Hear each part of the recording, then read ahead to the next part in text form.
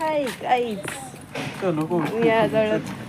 किती दिवसात ना कॉलेजचा टायमिंग आहे 7:30 आणि आम्ही आलो 10:30 वाजता, म्हणजे कॉलेज संपते टायमिंग. आणि मी बॅग बिग काय नाही, छपरी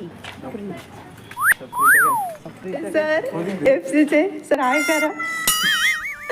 सरांना वगैरे भेट दिली, भरपूर दिवसात ना आम्ही गेलो होतो, तर सरांना आम्ही हाय वगैरे केला आणि नंतर मग गेलो आम्ही, म्हणजे कॉलेज सुटलं होतं त्या टायमिंगला आम्ही कॉलेजला गेलेलो आणि आम्ही असे बसून बसून टाईमपास करत होतो.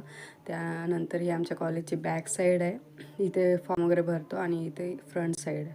सो आम्ही आता निघलो बाजारात भाजी घ्यायला, कारण भाऊजींना आमच्या भाजी घ्यायची होती. आणि हा वडापावचा स्टॉल आहे, इथे वडापाव खूप छान लागतात, नक्की टेस्ट ट्राय करा. आम्ही आता चाललो इथे पेनच्या बाजारात, सकाळी भरतो तिथं भाजी वगैरे मस्त स्वस्त भेटतं सगळी. आणि तिकडं गेल्यानंतर आम्ही भाजी घेतली, पण भाव ऐकून जरा शॉकच बसला तरी पण.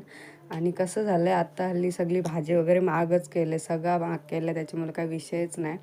त्यानंतर यांनी टॅमॅटो वगैरे घेतली, टॅमॅटो छान होती, मी सगळी काढून दिली त्यांना, कसं बघावलं. आणि हा लसूण 100 किलो होता.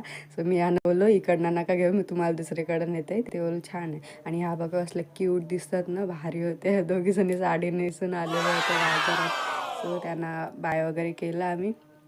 तिकडनं गेलो, लिंबू वगैरे घ्यायचं होतं, लिंबू वगैरे घेतले आणि आम्हाला लागलेली भूक.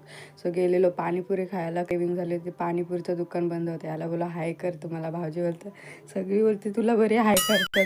नंतर आम्ही भूक लागली चायनीज वगैरे खाल्ला थोडासा. त्यानंतर आणि नंतर आम्ही घरी यायला निघलो. आणि हा आमच्या ज्ञानेश्वर माऊलीचं मंदिर, जिथे उत्सव आहे, नक्की या सगळ्यांनी ढको खायला, ढको फेमस आहे इथला.